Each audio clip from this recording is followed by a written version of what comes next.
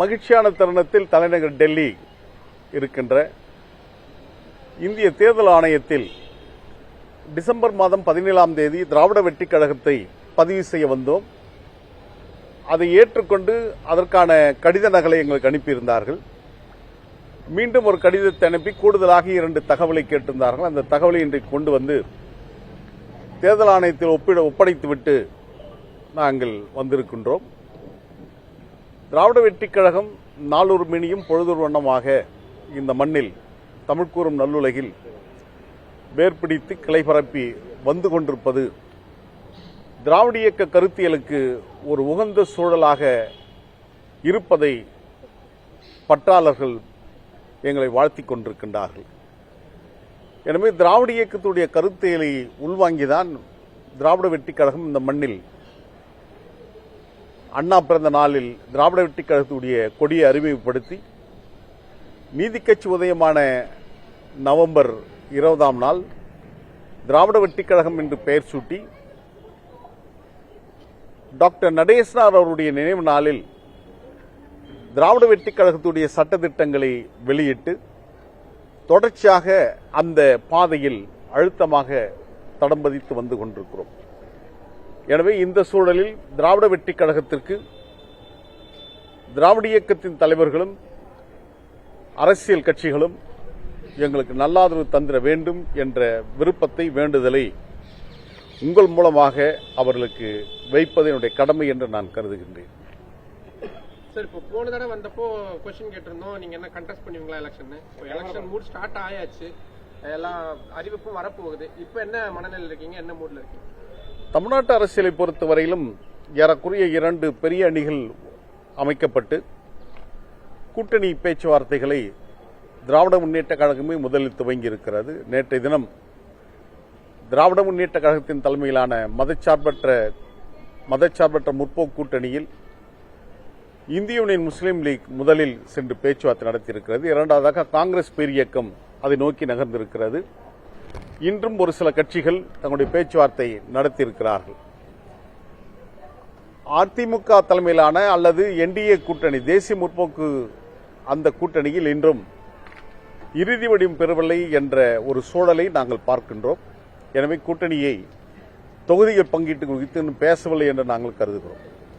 இல்ல, உங்க நிலைப்பாடு நீங்க என்ன, யாரு கூட பேச்சு? நீங்க 2 அணி தான், நீங்க 3ஆவதா விஜய் இருக்காரு, 4ஆவதா சீமான் இருக்காரு, நிறைய பேர் இருக்காங்க. நீங்க யாரு கூட போறதுக்கான வாய்ப்பு இருக்கு? இல்ல, அண்ணன் சீமான் தலைமையிலான நாம் தமிழர் கட்சி 234 தொகுதிகளுக்கும் வேட்பாளரை அறிவித்துவிட்டு அவர்கள் களத்தை நோக்கி சென்று கொண்டிருக்கிறார்கள். எனவே நாம் தமிழர் அந்த கூட்டணி என்ற நிலைப்பாடில் இல்லை. ஆனால் தமிழக வெற்றிக் கழகத்துடைய தலைவர் நடிகர் விஜய் அவர்கள் கூட்டணி பங்கு என்ற ஒரு முழக்கத்தை முன்வைத்திருந்தாலும் கூட்டணி குறித்து தொடர்ச்சியாக பேசி வந்த கட்சிகள் கூட அந்த பக்கம் திரும்பி பார்க்கவில்லை என்பது ஒரு வருத்தத்துக்குரிய ஒன்றுதான்.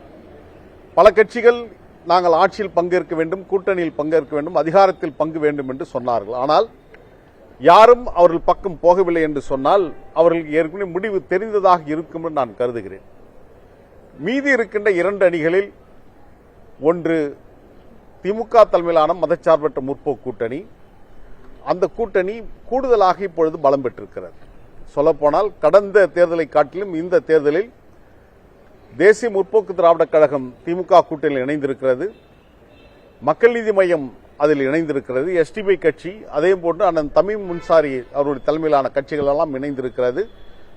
அண்ணன் ஓபிஎஸ் அவர்கள் ஒரு அமைப்பு உருவாக்கி அவரும் அந்த கூட்டணியில் சேருவார் என்ற செய்திகள் வந்து கொண்டிருக்கின்ற வேளையில் திராவிட வெற்றிக் கழகத்தையும் மாண்புமிகு தமிழ்நாடு முதலமைச்சரான தலைவர் தளபதி தலைமையிலான மதச்சார்பற்ற முற்போக்கு கூட்டணியில் எங்களை இணைக்க வைக்கின்றோம் என்ற ஒரு விருப்பம் எங்கள் தோழர்களுக்கு இருக்கிறது. அது குறித்து வருகின்ற 28ஆம் தேதி தலைநகர் சென்னையில் எங்களுடைய பேரண்ட் பாடி என்று சொல்லப்படுகின்ற பொதுக்குழு கூட்டம் நடைபெறுகிறது. அந்த பொதுக்குழு கூட்டத்தில் ஒரு தீர்க்கமான முடிவெடுத்து தமிழ்நாட்டுக்கு எது சிறந்ததாக இருக்கும் என்பதை ஒரு தொலைநோக்கு பார்வையில் நாங்கள் அறிவிக்க இருக்கிறோம். எனவே நிச்சயமாக வாய்ப்பு கிடைத்தால் திராவிட வெற்றிக் கழகம் தேர்தலில் போட்டியிடும் என்பதை மீண்டும் நாங்கள் வலியுறுத்துகின்றோம். ஒருவேளை கூட்டணி எதுவுமே அமையல அப்படின்னும் பட்சத்துல நீங்க தனித்து போட்டியிடுறதுக்கான யோசனைகள் எதுவுமே இருக்கு? ஏன்னா உங்களுடைய முதல் தேர்தலா இருக்கும், அதனால இல்ல, அந்த சூழலுக்கு நாங்கள் இன்னும் முடிவெடுக்கவில்லை. காரணம், தனித்து போட்டியிடுவதால் எந்த பலனும் இருக்க போவது இல்லை. அது நாம் எதிர்பார்க்காத சில கட்சிகள் ஆட்சிக்கு வந்துவிடக்கூடாது என்ற கரிசனமும் கவலையும் இருக்கின்ற காரணத்தினால் அந்த முடிவுக்கு நாங்கள் நிச்சயமாக போக மாட்டோம். அது ஒரு வீண் விரயம், அதுக்கான தொலைநோக்கான திட்டங்கள் எதுவும் சரியாக அமையாது என்பதையும் நாங்கள் உணர்ந்திருக்கிறோம். எனவே திராவிட வெற்றிக் கழகம் ஒரு நல்ல கூட்டணியில் அமைய வேண்டும் என்ற விருப்பம் எங்கள் தோழர்கள் அனைவருக்கும் இருக்கின்ற காரணத்தினால் அதை நோக்கிய பயணம் எங்களுக்கு இருக்கும் என்று நாங்கள் கருதுகிறோம். திராவிட முன்னேற்ற தலைமையிலான அரசு ஒரு நல்லாட்சியை தந்து தங்களை நிரூபித்திருக்கிறார்கள்.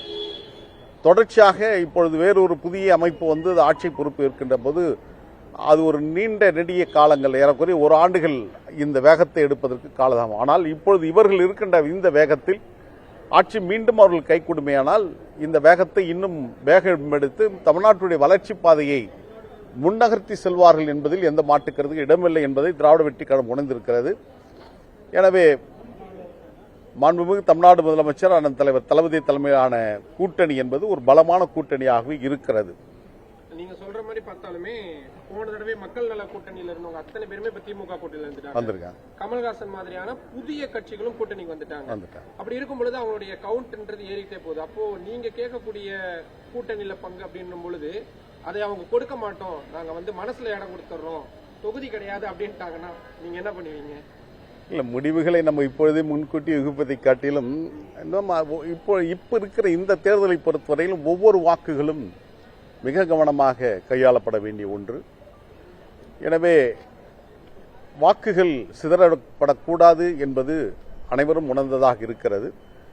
வாய்ப்புகள் நிச்சயம் கனியும் என்ற நம்பிக்கை எங்களுக்கும் இருக்கிறது. காரணம், நாங்கள் திராவிட இயக்கத்தின் கருத்தியலில் அழுத்தமாக தடம் போடுகின்ற காரணத்தினால் திராவிட இயக்கத்தின் ஒரு கிளையாக திராவிட வெற்றிக் கழகம் இந்த மண்ணில் நிலை பெற வேண்டும் என்ற விருப்பம் நிச்சயம் அனைவருக்கும் இருக்கும் என்ற எண்ணமும் உணர்வும் எங்களுக்கு இருக்கிறது. எனவே திமுக ஆட்சி மீண்டும் மலர்ந்து அது இன்னும் கூடுதல் பலத்தோடு அவர்கள் ஆட்சியில் நிற்குமேயானால் தமிழ்நாட்டுடைய உரிமைகள் கேள்விக்குறியாக்காமல் பாதுகாக்கப்படும் என்ற நம்பிக்கை நாட்டு மக்களுக்கு இருக்கிறது.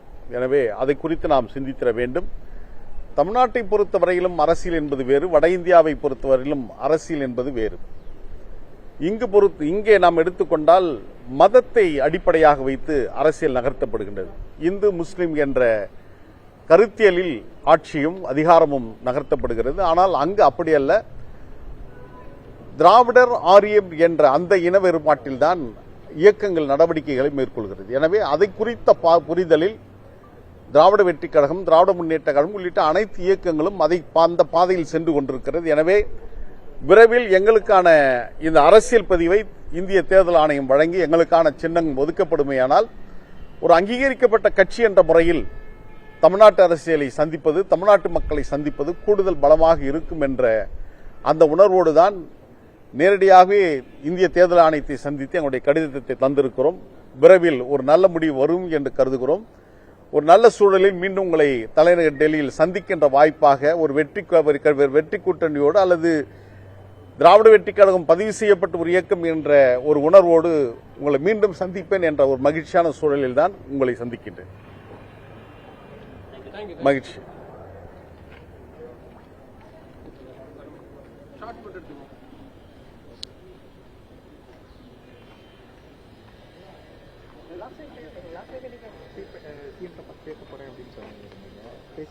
இல்ல, இந்த இது முடியணும்னு நினைச்சோம். இந்த தேர்தல் ஆணையத்தில் நம்ம பதிவு செய்யப்பட்டதுக்கு பின்னால் ஒரு அங்கீகரிக்கப்பட்ட கட்சியாக பேசும்போது நல்லா இருக்கும்.